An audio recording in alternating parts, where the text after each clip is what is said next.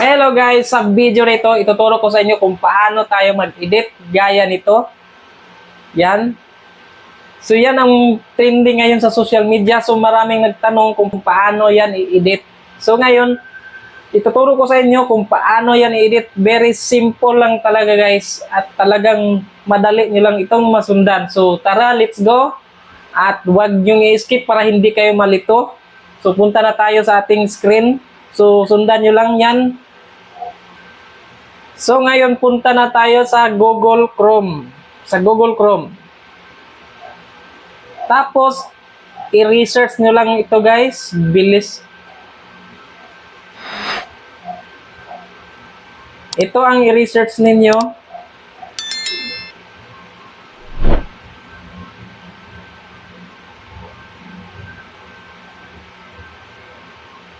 Gemini google.com. So, yan lang ang i-research ninyo dyan sa Google Chrome. So, ayan. Pagkatapos, mag-upload kayo ng video or picture.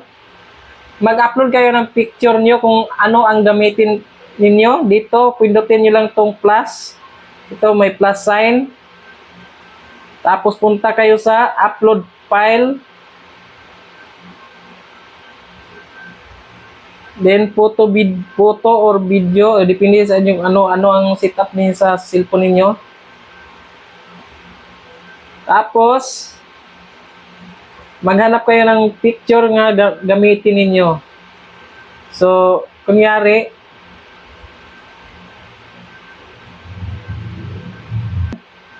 tapos select.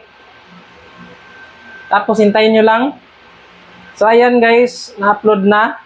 Ito na siya. Tapos, may prompt tayo na ilagay dito. So, punta tayo sa... So, may prompt ako dito na ginagamit. So, nasa note. So, ito guys. So, ilalagay ko lang to sa comment section para ma-copy ninyo. So, dalawang prompt ito guys. Ito yung sa figurine, yung ganito. Tapos, itong yung kay Taylor. So, ito ang gamitin natin. Ito kay Taylor. So, copy natin yan. Copy. Tapos, balik tayo sa Google Chrome. So, i-paste natin dito.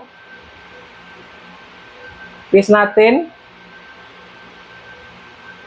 So, ayan. Tapos, depende na sa inyo kung gusto niyo palitan yung celebrity o palitan niyo lang yung pangalan dito, si Taylor. Palitan niyo kung anong gusto niyo na celebrity. O, yan. Pag na-edit niyo yan or gusto niyo yan si Taylor, so, pindutin niyo lang tong arrow. Ito. So, ayan. Hintayin na natin. So, ganyan lang kasimple. Pwede na kayong makagawa ng ganito sa Google. So, hintayin nyo lang natin.